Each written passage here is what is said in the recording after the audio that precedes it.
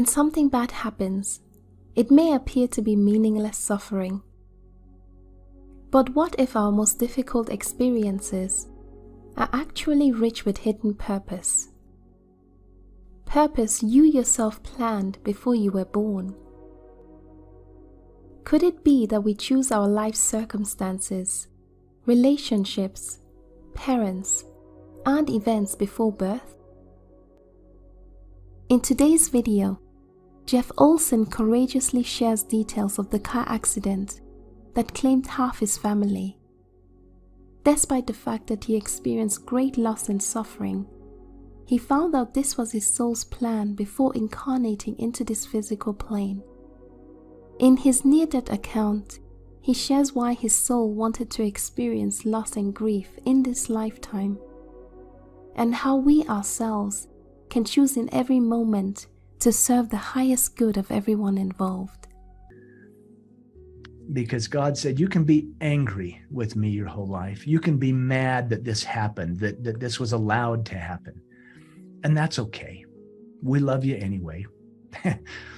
Or you can beat yourself up your whole life because you were driving the car.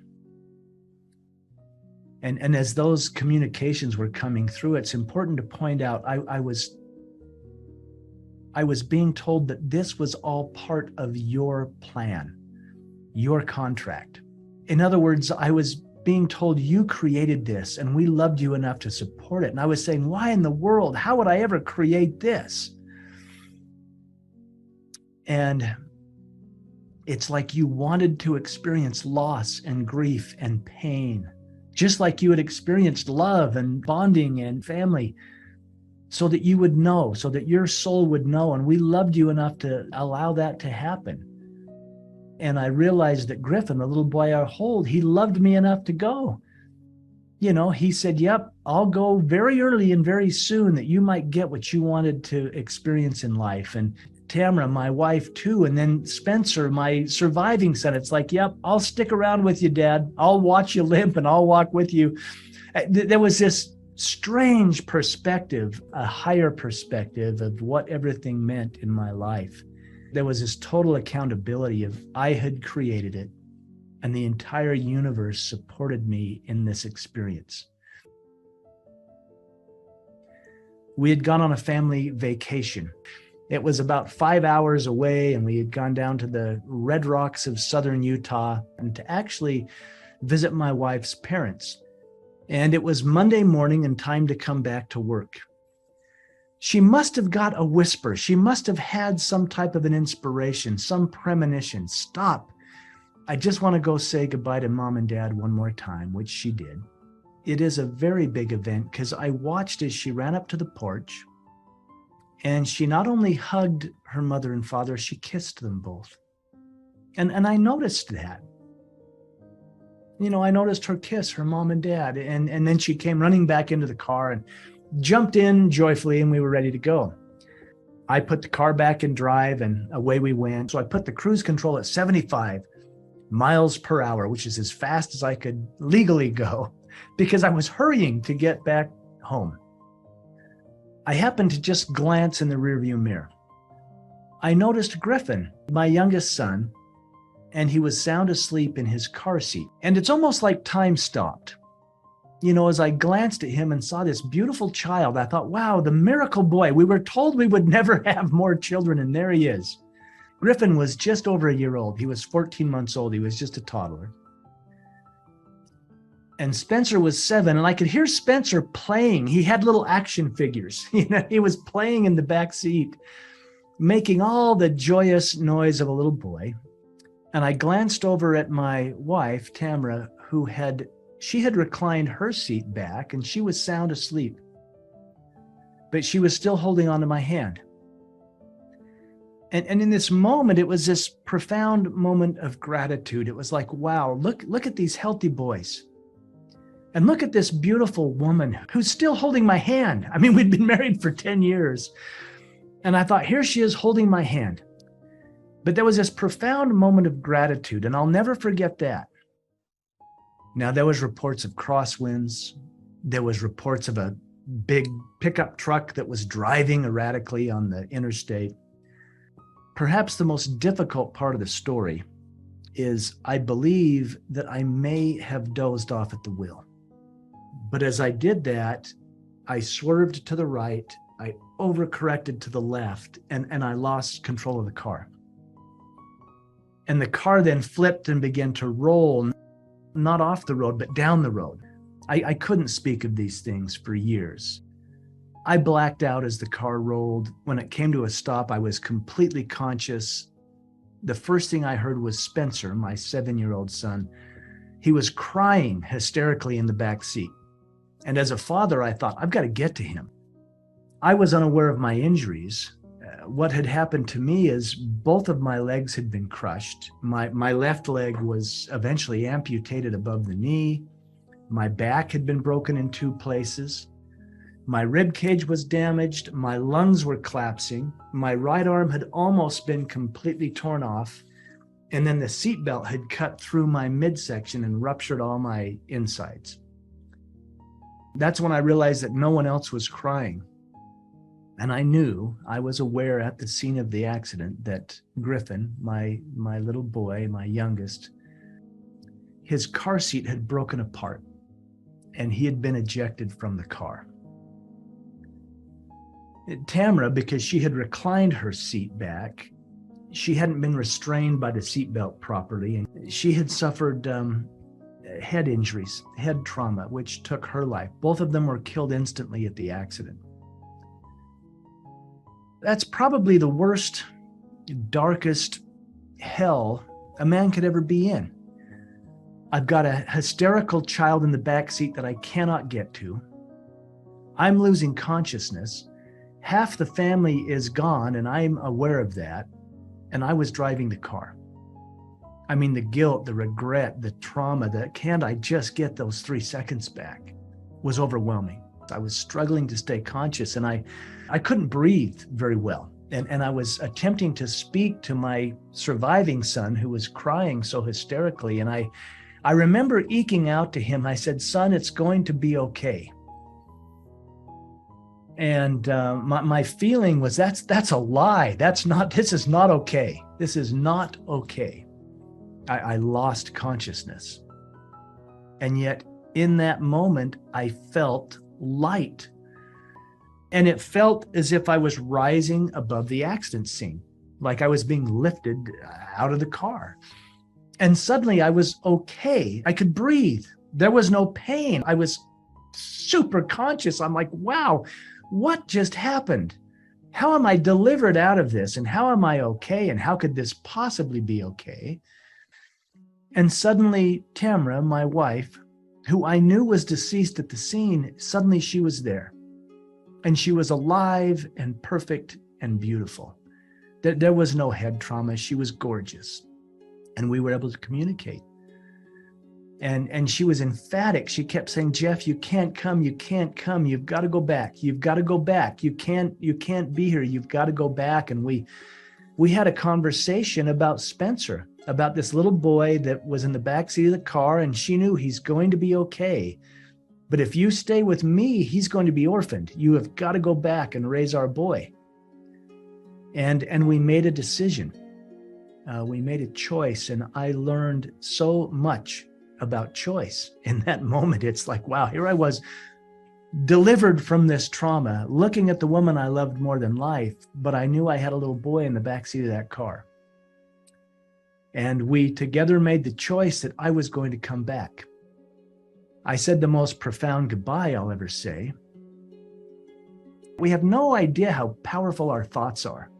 I mean, when I had that intention, I'm going back, boom, I was suddenly in this hospital, moving freely about, looking and seeing the doctors, the patients, the nurses, the families of the patients. I was acutely aware of everyone around me. Everyone I saw, I knew them. I knew them perfectly. I knew their love. I knew their hate. I knew their motivations. I knew their challenges. I knew their lives as if it was part of my life. There was a connection. There was a oneness. That's the word I use. There was a oneness about it. For instance, a nurse passed by me and they seemed completely unaware of me. And when I say passed by, I was not in the body at this point, but a nurse passed by. And in that moment, as if it was my own life, I felt the abuse that she had experienced as a child, the physical, emotional, sexual abuse that had happened to her. I was aware of it and felt it and knew it and experienced it almost as if it was my own. And then in that same instant, though, I saw her in her magnificence. I'm like, wow, look at her, having overcome all of that. And here she is serving and healing and working in this hospital. And that's just one small sliver. Everyone I saw, this was the reality. It's like, wow, look at them. Look at them. I knew everything about them. And yet there was absolutely no judgment. It was infused, this connection, this oneness was infused with unconditional love without conditions. And they were me and I was them. It's that namaste, the divinity within me sees and recognizes and honors the divinity within you. That was a very real thing. I was experiencing that until I came up to a body, a man laying on the gurney that I didn't feel anything from, which was odd given this profound connected experience. And I stepped closer to look. And it was only then that I realized, wow, that's me. I was having this profound connected experience, but there was my skin suit. There was my body. I say it because I was completely conscious and connected, but there was my body. In this life, yes, coming up in a conservative Christian home, I believed in what I was taught is that life was a test. God was judging me. I was probably failing the test, and maybe if I was lucky, somebody would save me from myself. That was my belief system going into this. So this enlightenment, this communication from the divine of saying, hey, we didn't assign you. We didn't make you go down. We didn't do this to you. If life was a test, we didn't write the test, you did. This was the shift. It's like, you mean I planned this? Yes. And we loved you enough to support it. And you wanted to learn. I've contemplated this. It's like, I must have really wanted to learn forgiveness. And I'm sure at some point, maybe the divine said, well, who's the hardest for you to forgive? Oh, well, myself. I'm pretty good at forgiving my neighbors and even strangers. But, well, then what situation should we create to where you really have to dig deep to forgive yourself? And I can't think of a more deep situation in which to do it and then to have all the players in it.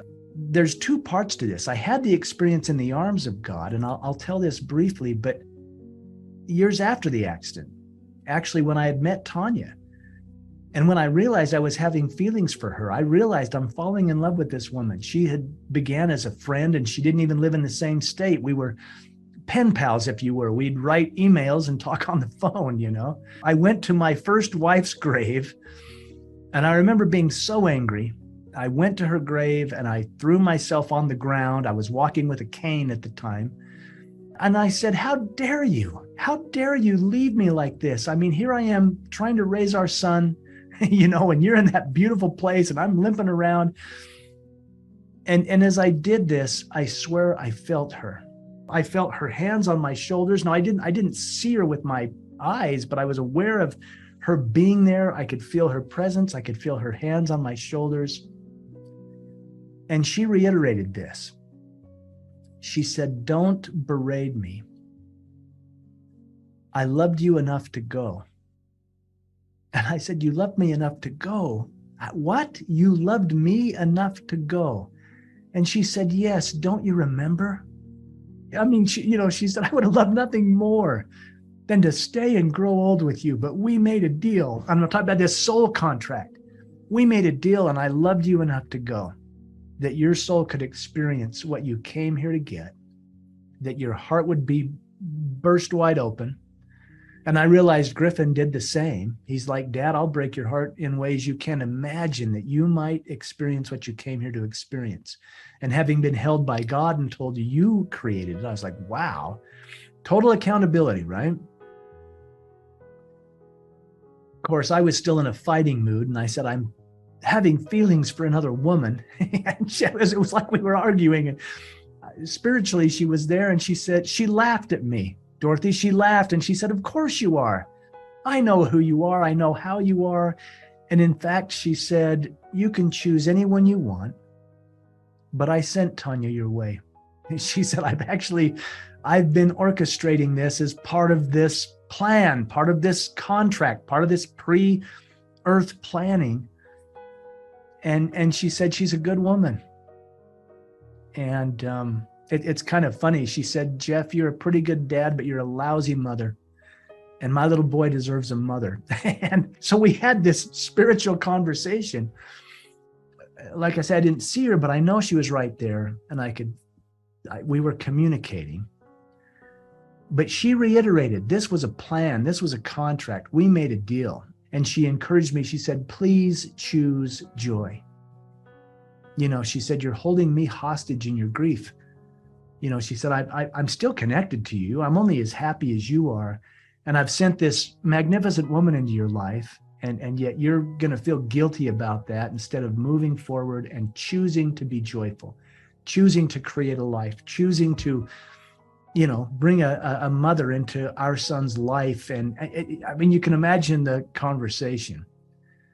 But that's what really solidified for me. Yeah, we have these soul contracts, these plans, these things. Now, I thought a lot about that too, because I thought, well, so was everything just predestined?